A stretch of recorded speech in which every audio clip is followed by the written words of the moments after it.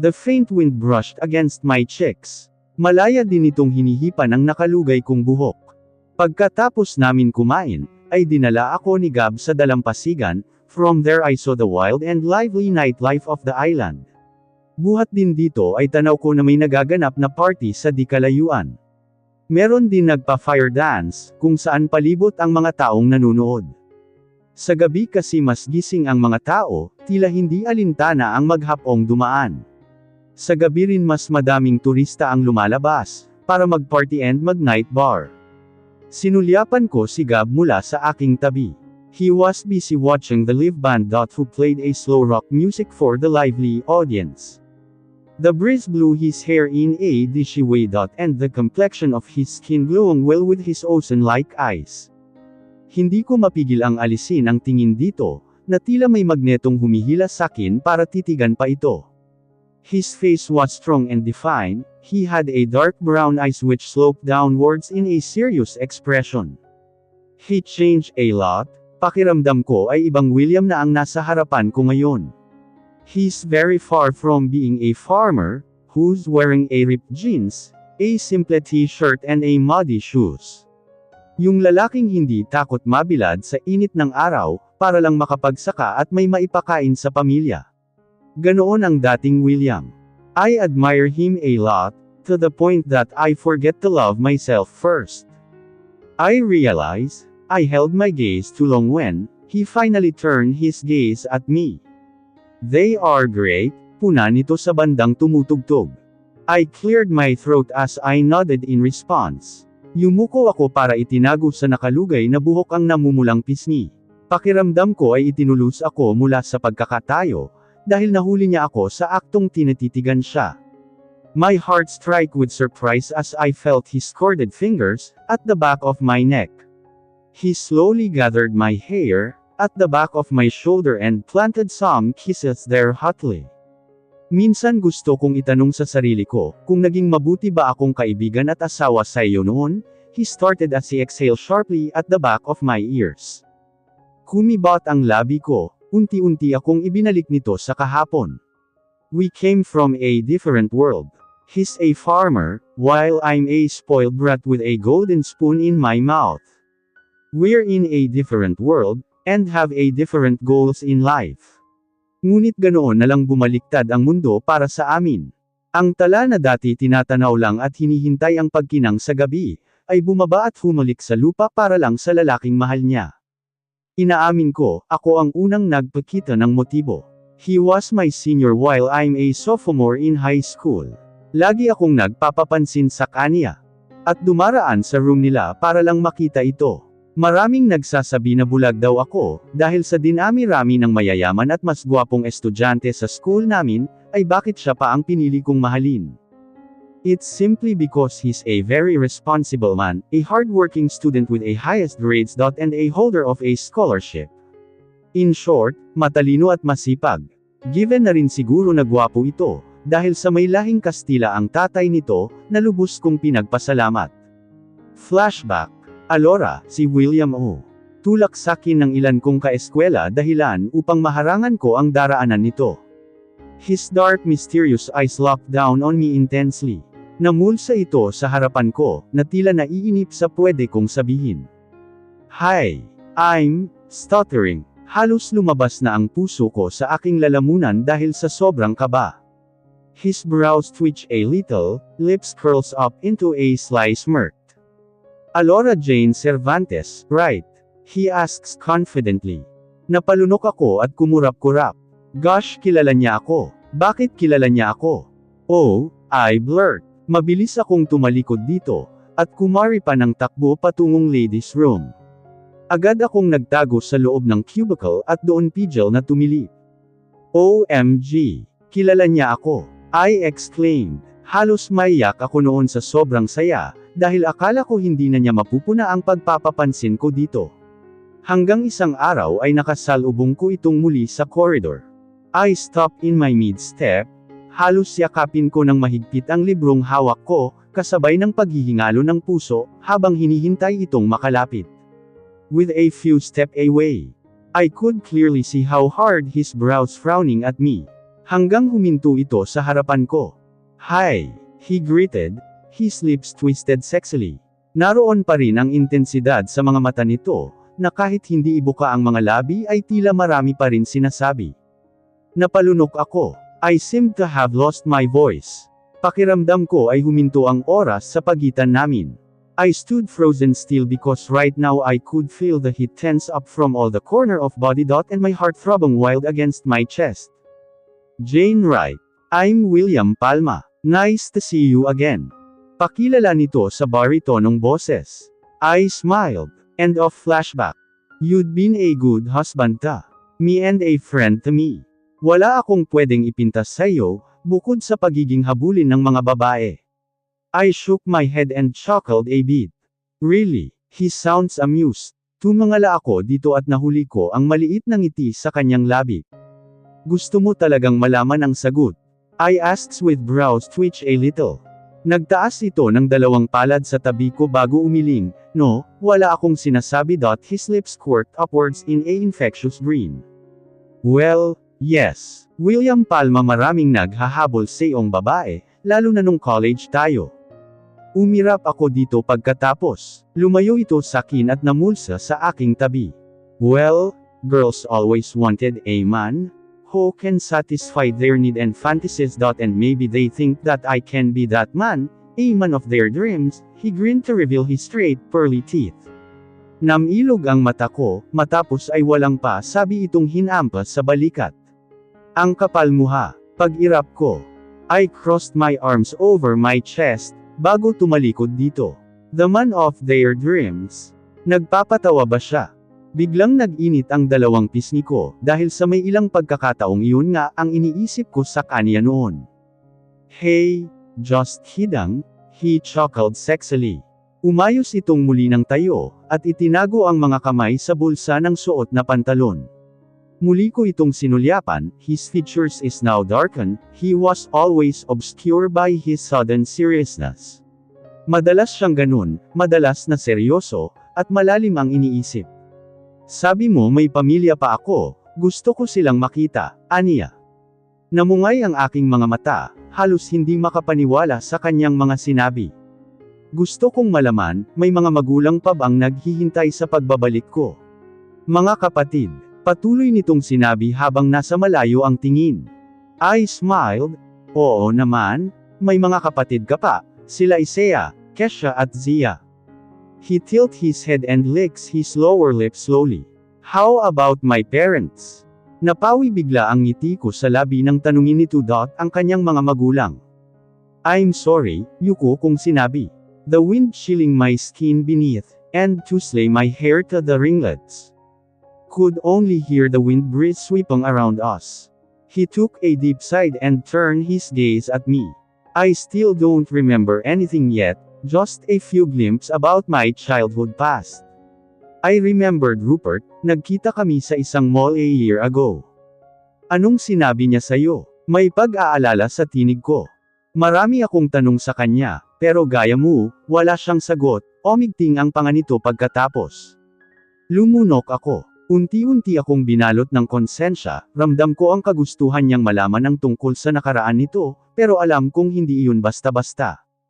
Wala rin akong alam kung ano ang sinabi dito ni Rupert, pakiramdam ko ay may hindi ito sinasabi sa akin tungkol sa pagtatagpo nilang iyon ng kaibigan. Umihip ng malakas ang hangin, kasabay ng malakas na ugong ng barkong parating, niyakap ko ang sarili at inipon ang ilang takas na buhok sa aking palad. I could feel how hard he was staring at me, with an intensity that made me melt. Kung nakakalusaw lang ang mga titig, marahil kanina pa ako upos at tinangay ng mga alon. "Why did I forget you?" He whispered closely. His voice rippled with sadness. Mas marahas ngayon ang pinakawalang hangin sa dibdib pagkatapos. Napakagat ako ng mariin sa labi, para pigilan ang pagbalong ng mga luha sa mata. "Kasalanan ko. I was scared. Natatakot ako na baka hindi mo matanggap ang katotohanan." I whispered, bare enough to be heard. Nag-iwas ako ng tingin. I'd tried my very best to control my anger, but my lips trembling angrily. "You married someone else." You already did, William, kinalimutan mong lahat mula nang pinakasalan mo si Alessandra. My voice already cracked. I'd be a fool to myself for not to cry in front of him. Pamatak ang luha ko, kasabay ng sunod-sunod na ugong ng barkong dumaong. Hindi ito nagsalita, his eyes are fixed, but looking at something yard beyond my head. I watched as the white in his eyes turned a pure black, brows furrowed in frown. His mouth formed in a rigid grimace. Mabilis akong lumingon sa likuran ko, at doon tila gustong mawala ng panimbang sa pagtayo, dahil sa lalaking palapit sa amin. I noticed my feet tremble, sweat drench my skin and the thumping of my heart against my chest. Elwood, I whispered weakly. Tila biglang natuyo ang luha sa mata't pisngi ko, nang makita ito. Hi! His soft lips stretched into a genuinely smile. Out of nowhere, ngumiti ako pabalik. Humakbang ito palapit. Hesitantly I took a small step forward and making an effort to keep my own smile intact. Tumangala ako nang huminto ito sa harapan ko. Mas lalong lumuwang ang ngiti nito sakin. Hi, he muttered closely. His hand reaches under my hair below my ear and his thumb caressing my cheeks and kiss me. I swallowed the chunk in my throat, as his lips pampered the thunder of my heart. Anong ginagawa mo dito? Paos kong sinabi nang iwan nito ang pisngi ko. Gaya ng sinabi ko sa telepono kanina, gusto kong bumawi sa iyo, kaya ako nandito, he replied. Tumango ako at bahagyang sinulyapan si Gab, na nasa ganoon paring posisyon. His eyes remained dark and calming. Ah, Elwood si Mr. Gab Rockwell boss ko. I said with my shaking voice. I heard a small laugh coming from Elwood, as he took a step towards him. Kinabahan ako. Have we met before? Elwood started, nilahad nito ang palad kay Gab. I don't think we have, he replied as he grabbed Elwood's hand for a quick shake. A fleeting expression on his face showed malcontent, but soon he was smiling broadly. Are you sure? Sumulyap sa tabi ko si Elwood, na bakas ang ngisi sa mga labi. Humawak ako sa braso nito, para pigilan sa pwede pa niyang sabihin. Elwood Echeverry, Alora best friend. He now formally said. Gab Rockwell, he said in a baritone voice. Sandaling nagtagisan ng tingin ang dalawa, bago yun bitawan ni Elwood.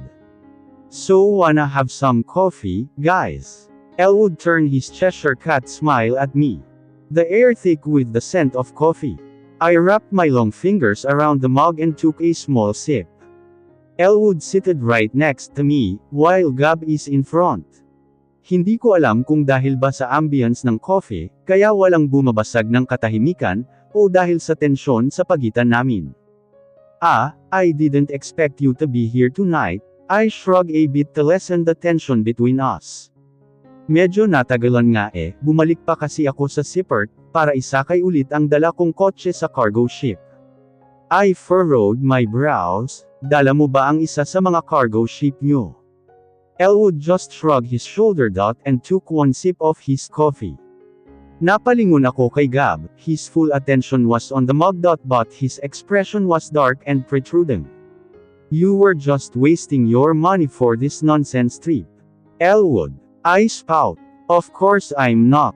You're much worth than my money, he chuckled sexily as he lowered his head to look at me.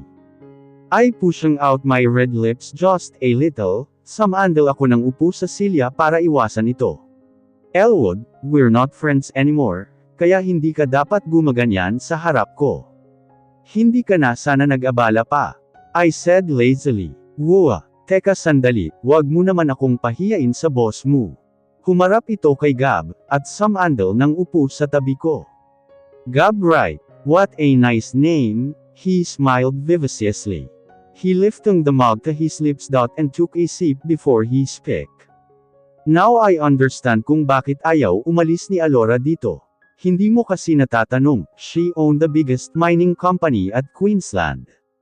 Kabi-kabila rin ang shopping malls at jewelry shop nila doon. Elwood well stated. Agad akong pinagpawisan ng malagkit, at tila tinulos mula sa pagkakaupo buhat ng marinig yun kay Elwood. You really need to bring it up. Really Elwood. My body was screaming from on the inside. Gab slowly nod, masyadong madilim ang ekspresyon ng mukha nito. Para mabasa ko ang nasa isip niya.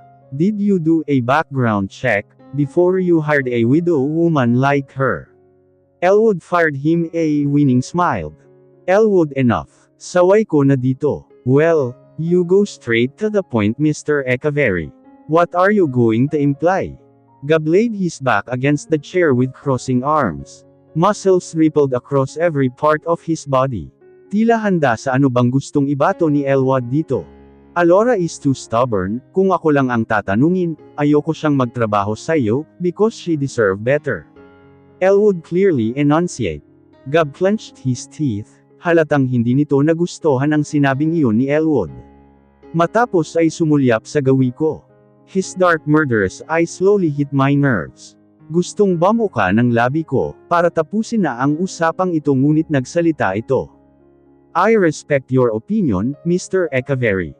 Pero hindi naman hirap si Alora sa trabaho niya.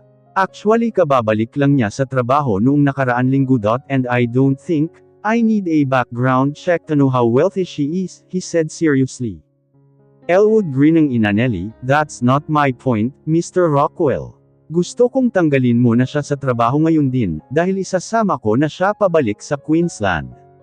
Nakipagtagisan ito ng tingin kay Gab. Na sadyang hindi gustong magpatalo. I clenched my fist tightly. Sa labis kong galit ay tumayo ako na siyang ikinagulat nilang dalawa. May one ko na kayong dalawa, gusto ko nang magpahinga. Mahal, halos sabay-sabay kaming napalingon sa bagong dating. Si Alessandra, wearing her lovely smile on her face. Mabilis itong nakalapit sa aming lamesa, at umupo sa mismong silyang katabi ni Gab. I swallowed forcefully. My feet stick to the ground. Bigla ay hindi ko nagawa pang humakbang paalis. Sabi mo 1 oras lang ang meeting mo. Kaya lumabas na ako para hanapin ka. Alessandra pouted her lips to Gab. Mahigpit din itong kumapit sa braso ng huli, kung saan naglanding ang mata ko. I heard a small laughs coming from Elwood. I stand in froze, hindi ko ito magawang lingunin, dahil pag ginawa ko iyon alam kong pagtatawanan lang niya ako. Hanggang sa maramdaman ko ang mainit na kamay nito sa aking palapulsohan. Sa labis kong gulat ay nilingon ko ito. The smile on his face that he's wearing the whole time, died faster. He looked up at me, his eyes were piercing and intense. He tightened his hold on me. And slowly pulls me back in the chair. Stay, nandito lang ako, he whispered under his warm breath. My lips quivered. I just really wanted the floor to subside me down. Hindi ko alam kung ano ang gagawing reaksyon sa mga oras na ito. Alam kong hindi pa rin inaalis ni Gab ang tingin sakin, kahit pakatabi na nito mismo si Alessandra. I heard Elwood snap his fingers twice to call the waiter. Agad niya itong binulungan ng makalapit, matapos ay humarap sa bagong dating. Hi, Elwood Echeverry. Alora friend. He offered his hand to Alessandra. It's nice to meet you, I'm Alessandra Rockwell, Gab wife. She politely introduced herself. Sandali pang sumulyap sakin si Alessandra, na tila may naglalaro sa mga labi habang nakangiti. Nice to meet you too, Alessandra. Elwood leaned over me. And slowly shook his head, matapos bitawan ang kamay nito. Sorry, mukhang naistorbo ko yata ang meeting nyo. Alessandra smiled a bit. No, we're actually having a coffee, sagot dito ni Elwood. Oh great, magkaibigan pala kayo ni Alora. So, you came from Queensland Island? Yes, I just came here for a visit. Alessandra nodded, and turned his gaze at me. Akala ko siya yung kinukwento mo sa aming asawa mo, she teasingly said. I cracked a smile, tila umakyat sa talampakan ko ang panggabing lamig. When I turned my gaze to Gab. The side of his lips frowned and his brows shot up. Parang lumalabas na hindi nito gusto ang narinig. He's just my friend. I clarified. Bumalik ang tingin ko kay Gab, he still looked pissed. Hindi pa rin maipinta ang mukha nito sa tinatakbo ng usapan. Hey, when do you have plans to say that you're already a widowed? Ellie declares. Mabilis akong lumingon kay Elwood, but he only gave me nodded what. Halatang nagulat si Alessandra sa narinig, habang ako naman ay pinagpawisan ng malagkit. And guess what? We're engaged. Nanginginig ang mga labi ko. Every muscle of my body just froze. Mabilis kong hinagilap ang mga mata ni Gab, only to find out that his face sets like stone, mouth a grim line and shrouded with darkness. Bumaling ang tingin ko kay Elwood, sitting comfortably at my side. And an innocent smile played in every corner of his damnable lips. How could you say that, Elwood?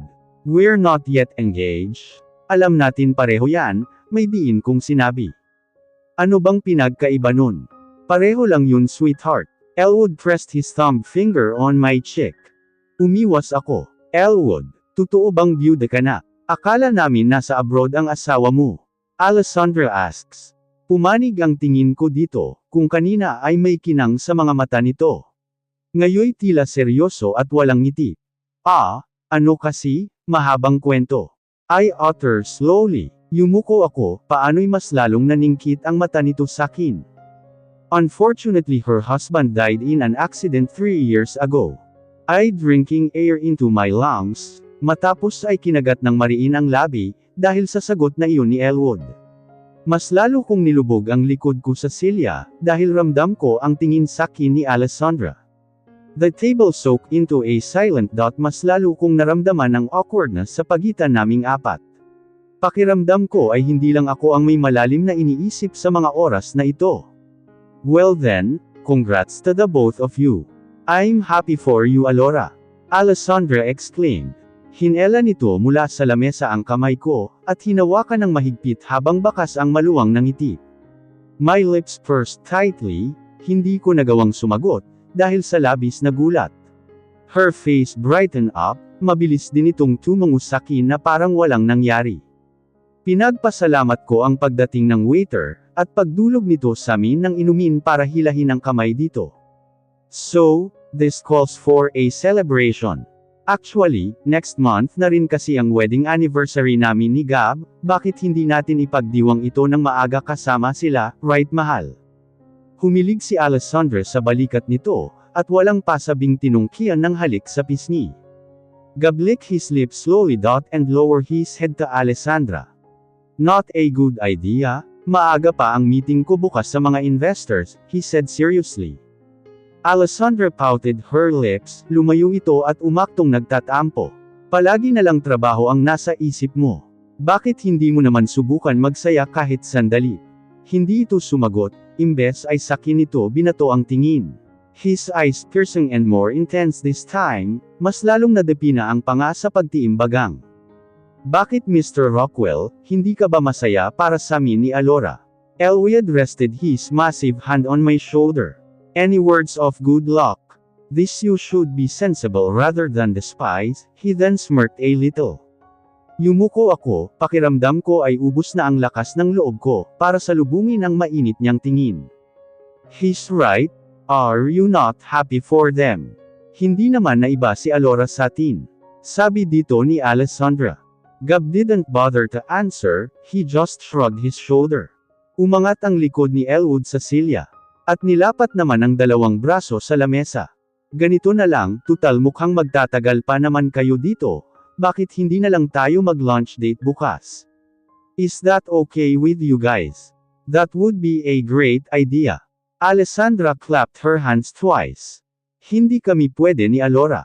I have a closed-door meeting with my investors tomorrow at lunch. Gab cut her off. Kung ganun, bakit hindi na lang tayo mag-dinner date? Hindi naman siguro aabutan ng gabi ang meeting niyo, tama ba ako? Elwood states. Sumulyap ito sakin matapos, ay ginagap ang kamay ko na nasa lamesa. May gusto din kasi akong i-discuss sa iyo in private. Napasinghap ako sa tono ng pananalita nito kay Gab. Silence fell in the room. I can only hear my rapidly breathing. Halos dumugo na rin ang labi ko sa labis kong pagkagat dito. After a fleeting moment, Gab broke his silence. Alright, ako na ang bahala para bukas. No, don't bother bro. Sagot ko ng lahat bukas, it's my treat. Elwood cut him off. He even smirked and tapped his chest a bit. Muling nag-init ang dalawang pisngi ko. Elwood has full of himself. Hindi ko alam kung saan niya nakukuha ang lakas ng loob, para kausapin si William ng ganito. Ramdam ko at nakikita ko ang galit nito para kay William. But he don't need to bring this up to the table. Gab clenched his teeth, he looked really pissed. Hindi na rin may pinta ang mukha nito, dahil sa pambabara dito ni Elwood kanina pa. Though, mukhang ako lang naman ang nakakapansin nun. I felt really frustrated. Hindi ko na alam kung paano ko pa ibubuka ang labi ko. Gab doesn't know anything about Elwood. Sa tingin ko ay nasosorpresa rin ito sa pinapakita ni Elwood sa kanya ngayon. Pero, bakit pakiramdam ko ay may tensyon na sa pagitan nila, kahit ngayon lang ulit sila nagkita? Kamusta ka dito? Elwood asked me seriously. Pagod kong nilapat ang likod ko sa single couch, nang ihatid niya ako sa suit ko. Nilingon ko ito habang nakasandal sa isang cabinet table. He wrapped his arms over his chest. And looked at me darkly. Ano bang ginagawa mo dito? I said weakly. I should ask you the same question, he shot back. I heard his gnashing teeth, while the fire in his eyes lit up. Seryoso itong nakatanghad sakin, habang ako naman ay sinisilyahan sa pagkakaupo. I'm at work, di ba pinag-usapan na natin ito sa telepono kanina? I said frustratedly. He chuckled, you're insane. Hindi ka naman ganyan dati. Nasaan na yung Alora na nakilala ko? Hinahayaan mo silang bastyusan ka ng harap-harapan, at wala kang ginagawa. That was a insult for you. Tumaas ang dalawang balikat ko, at napapikit dahil halos sumigaw na ito sa harap ko. He chuckled humorlessly, umayos ito ng tayo, at dumiretso sa may veranda. Doon ito yumukod at sandaling pinagsawa ang mata sa Isla Fugo. I swallowed hard, his features darkened and intimidating. Dark shadows cast over the two-day stubble jaw in his face. His muscled back was bare, and had an air of authority that palpable in his long-sleeved plaid shirt, that molded tight over his sharp shoulders, that shivers me completely. Tiyak na manganginig lang ang mga tuhod ko, kung tatayo ako sa tabi niya ngayon. Napalunok akong muli. I was trying to release my pent-up emotion. And blew out a deep breath. Tumayo ako at sa wakas ay nakuha ang lakas ng loob para maglakad ng marahan palapit dito. Kung hindi lang ako nakapagtimpi kanina, siguradong putok na ang nguso ng tarantadong iyon. He said sharply. Mahigpit nitong pinagsalikop ang dalawang kamao. Dahilan ng pagtunog ng kanyang mga buto roon. His anger seeps out in his words and it hurts to hear them. Sinulyapan ko ito, marahang dinampyan ang kanyang kamao para haplusan. Yumuko ito sakin, his little stare felt painful and piercing, as if his glare was tearing my heart apart. Umiling ako, please Elwood, napapaos ang boses kong sinabi. Tumangala ito at napabuntong hininga ng marahas. I'm sorry. I could not control my temper, he said softly. Ito na ngayon ang humawak sa aking kamay. I sense what is inside that troubles him, alam kong nag-aalala lang ito sa akin. Elwood, alam kong kapakanan ko lang ang iniisip mo. Pero hindi na ako bata para bantayan mo. Nag-igtig ang panga nito, dahil sa aking sinabi, pero naroon pa rin ang marahan niyang paghaplos sa kamay ko. I know, but don't let someone gets comfortable disrespecting you. Dahil hindi ko kayang nakikitang nasasaktan ka. His voice became softer and warmer. Napalabi ako at mabilis na nag-iwas ng tingin. Pinigilan ko ang pamumuo ng luha sa gilid ng aking mga mata. You don't deserve him from the very start. Sasaktan ka lang niya ng paulit-ulit, at iyon ang hindi ko napapayagan, he said in his baritone voice. His words giving me shivers. Napasinghap ako, ramdam ko ang kagustuhan nitong protektahan ako, pero tila hindi yun tanggap ng aking sistema. Hindi mo kailangan gawin ito. May sarili kang buhay. Elwood, hindi mo ako responsibilidad. I whispered shakily. Of course I do. You're my best friend and, he paused. Bumitiw ito sa akin at humarap para hawakan ang dalawa kong balikat. His eyes lowering, I see the corners of his mouth twitch in a knowing smile. And I think, I like you. I stiffened my spine. Uminit ang pisngi ko. Na madalas kong nararamdaman pagkaharap siya. You've got to be kidding me, Elwood. Yumuko ako para itago ang pamumula ng pisngi, ngunit mabilis din niyang hinuli ang baba ko para itaas ang tingin dito. I wouldn't kid you, bata pa lang tayo, nararamdaman ko ng espesyal ka dito sa puso ko. Ilan babae man ang dumaan sakin, pero alam ko sa sarili kong nag-iisa ka lang, paos ang boses nito nang magsalita. I flushed red, taking a step backwards in a swift, but he never let me move much. Nakagat ko ang ibabang labi ko matapos ay nagyuko. Elwood, hindi na tayo mga bata, may sarili na akong buhay ngayon. I know you were just concerned about me, and I thank you for that. I'm sorry, pero hanggang doon na lang iyon. Silence lingered for so long. He didn't answer, I only hear his heavy breath buried on my cheeks, that made my heart pounding a bit hard. He moved closer, and pinched my chin a little. I'm always here for you no matter what, alam mo yan. Gusto ko ang ginagawa ko, kaya wag mo sanang yutos sakin, itigil ko ito, he said softly. Napasinghap ako. With his lips curved, and smile warmer than the gentle sun, I felt my heart melt. He was really charming little man. Hindi na ako magtataka kung bakit madami talagang nahuhumaling dito, kahit sa simpleng pagngiti lang niya. Please, let me take care of you. That is what friendship means, right? He whispered. Sa ilang pulgadang layo, ay halos malasing na ako sa bango ng hininga nito. Wala na akong pagpipilian kundi ang tumango. Bakit hindi? Sa kabila ng lahat magkaibigan pa rin kami. He's still my knight in shining armor. My companion, my favored and my Elwood. Sa ilang pulgadang pagitan, ay tinawid niya iyon para ako yakapin. I lay my head on his chest. I bit my bottom lip. I starts to hear his heartbeat. Calm and steady. Pumikit ako at mas nagsumiksik pa doon. After a long tearing day, I badly needed a hug coming from him. Sunlight filled the sky and scattered everywhere. The golden light softly caressed my bare skin. Mas nilapat ko ang pisngi sa unan, at niyakap ang akala kong unan. Good morning, a low, softer voice soothed my innards. Morning, paos na boses kong sagot. I heard a small laughs at the back of my head. Ang kaninang unan na yakap ko, ay mas lalong nagbigay init sakin, dahil tila mas humigpit ang yakap nito sakin. Mabilis akong nagdilat at napabalikwas ng bangon. Elwood, what are you doing here? I stammered. His brows twitched. Kitang-kita ko ang naglalarong ngiti sa mga labi nito, habang nakatitig sakin. Your bed is great. Parang gusto ko pang mahiga ng ilan pang minuto, he said it closely. Tinapik-tapik pa nito ang bahagi ng ang hinihigan niya. Nanlaki ang mata ko, at mabilis na bumaba ang tingin dito. He's not wearing his shirt. Hindi ko alam kung ano ba ang suot nito sa ilalim ng comforter, na nakayakap sa amin pareho. How was your sleep? Dito ka natulog kagabi. What the? Elwood, wala akong natatandaan na dito ko siya pinatulog kagabi. Wait, actually I couldn't sleep last night. I was awake all night long. He giggled sexily. I bit my lip hard. Gosh, did I sleep soundly last night? Kaya hindi ito nakatulog. Mabilis akong umiling.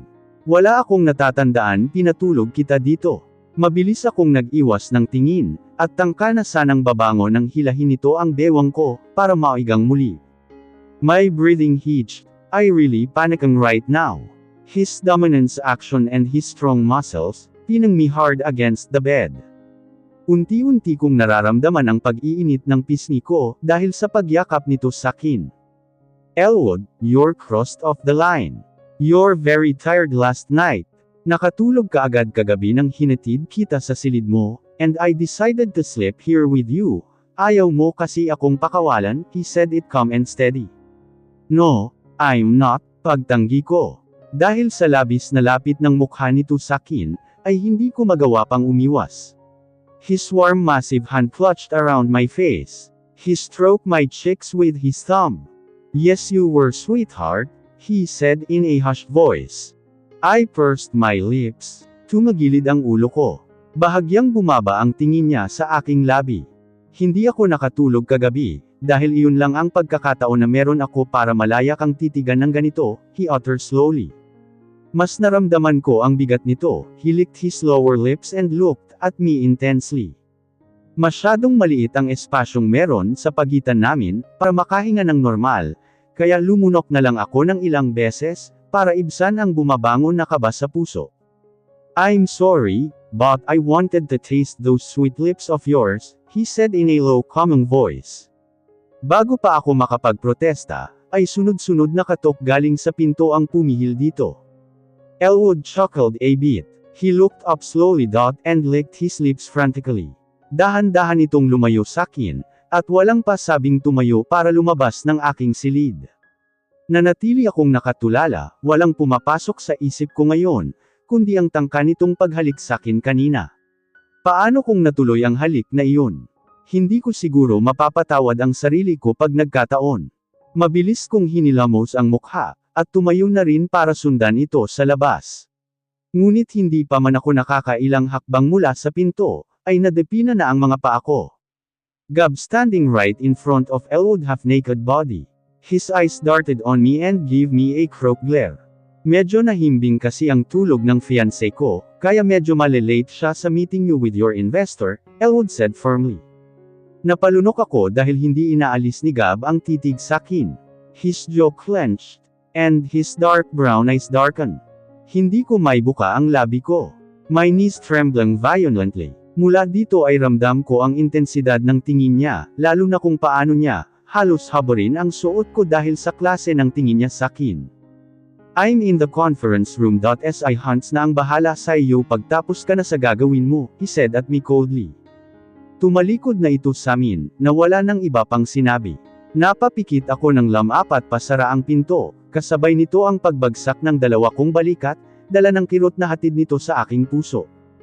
Isang malalim na paghinga ang pinakawalan ko, habang nakatingala sa matayog na pinto.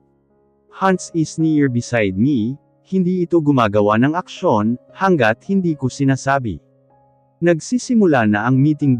And I am 20 minutes late. Hindi naman maganda kung papasok na lang akong basta gayong wala naman ako papel sa meeting na yon. Lumayo sakin si Hans, nang marinig kong tumunog ang kanyang cellphone. Sandali pa ay narinig ko ang mga yabag nito palapit. Mr. Palma ordered me to take you right to his office. Patapos na po ang meeting. Hans told to me. Tumango ako na wala sa sarili. Until now ay may hangover pa ako sa nangyari sa pagitan namin ni Elwood. Isa pang bumabagabag sakin, ay ang maaring sabihin sakin ni Gab tungkol sa nakita niya. Kung paano niya ako titigan kanina, at kung paano niya pasadahan ng tingin ang katawan ko, ay lubos kong ikinababahala. Pakihinti na lang si Mr. Palma any minute now. Tumango akong muli kay Hans. He closed the door behind me. Doon din ay nakaramdam ako ng kaba at ligalig. Pinasadahan ko ng tingin ang dark brown mahogany table, na nasa harapan ko. I furrowed my brows with curiosity.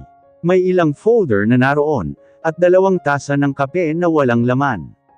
Binaling ko ang tingin sa couch, at muling kumunat ang noo. I saw a comforter and a pillow there.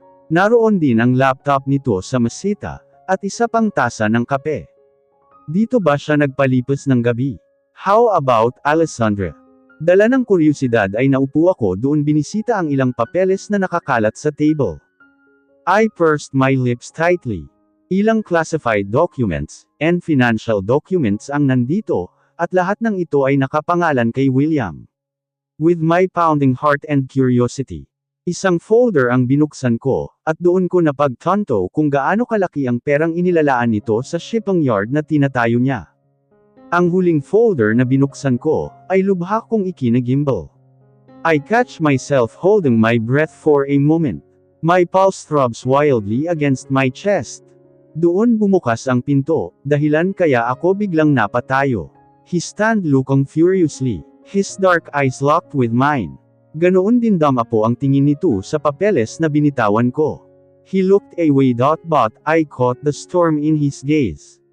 Meeting is done. I'll take a shower first, before we go out for a lunch, he said coldly.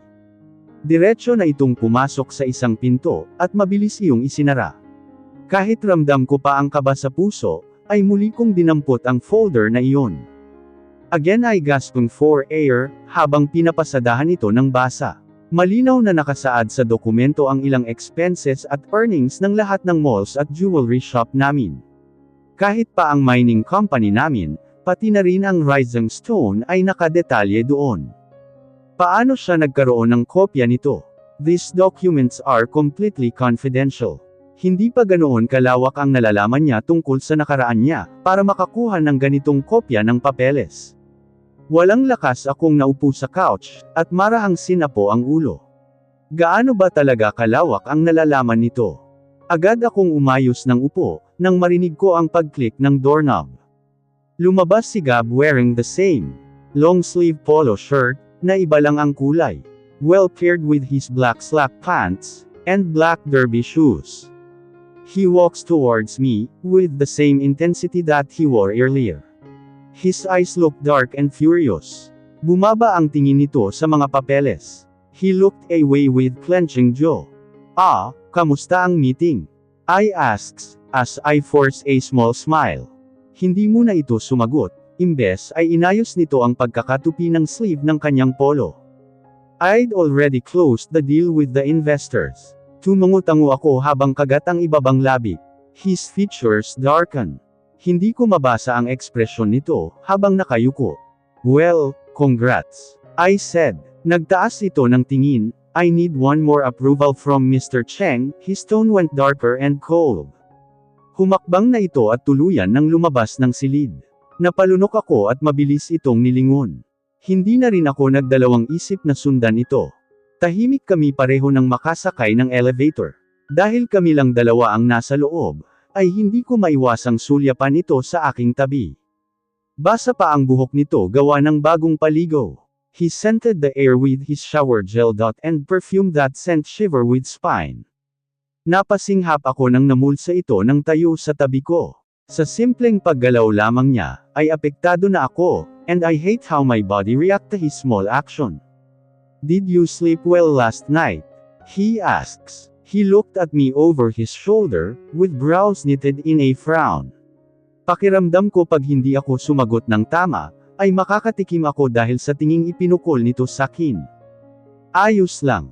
I cleared my throat. He frowns hard looking down at me, his perfect sculptured jaws were tightly clenched. He muttered something that I didn't get. I pursed my lips. He is already pissed. Hindi na ito nagtanong pang muli, dahil bumukas na ang pinto. He intertwined his fingers in mine and led me to the door. Nais kong magprotesta sa kanyang ginawa, ngunit hindi ko magawa dahil sa higpit ng hawak nito sa akin. Diretso kaming pumasok sa isang restaurant, kung saan din mismo kami nag-dinner kagabi. Iginiya niya akong muli sa pribadong silid. Table 4-2. Puna ko sa lamesang pinagdalhan niya sa akin. Mabilis kaming dinulogan ng menu. Para agad na maka-order. Dito ba natin kakausapin si Mr. Cheng? I asked casually.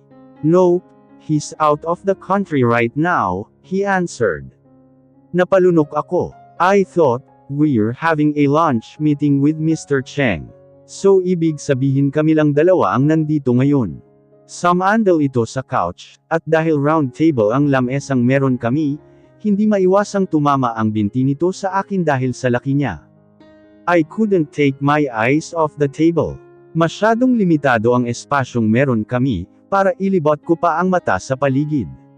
The last thing I could do is to look up at his piercing eyes. At hirap para saking gawin yun lalo na ngayon. I sighed. What are we doing here, Gab? I finally have a courage to speak. Do you typically bring all your dates here? His serious, dark eyes looked so furor. Maging ang panga nito ay nag-uumigting sa tiyak kong galit. If my answer is no, would you believe? His lips settled into a mocking smirk, as if it wasn't a big deal for me. How about your fake wife? I fired back. Gab leans forward, folding his arms on the table. He tilts his head a bit and looked at me ruthlessly. I don't wanna talk about it right now. May tamang oras para dyan, he said tenaciously. My hand clenched into a fist under the table. Hindi gustong ipahalatang tinamaan ako sa kanyang sinabi. So, why are we here? I asks, with squint-eyed. He licked his lips and furrowed his brows problematically. We're here for my own reasons. Namilog ang mata ko, tila nabuhol bigla ang utak ko sa dami ng naiisip kong pwede niyang dahilan. That man, he really think he can marry you. He shakes his head and leans backward. Umangat ang labi nito na tiyak kong pinipigilan ang matawa. And you like the idea of marrying your best friend, aren't you? Bullseye. I laughs at the undertone in his question. May dahilan kung bakit gusto niyang pakasal sakin, sagot ko. And what is it, then? Bumalik ang braso nito sa lamesa, at tumitig sa mga mata ko, na tila handa sa anumang ipagtatapat ko.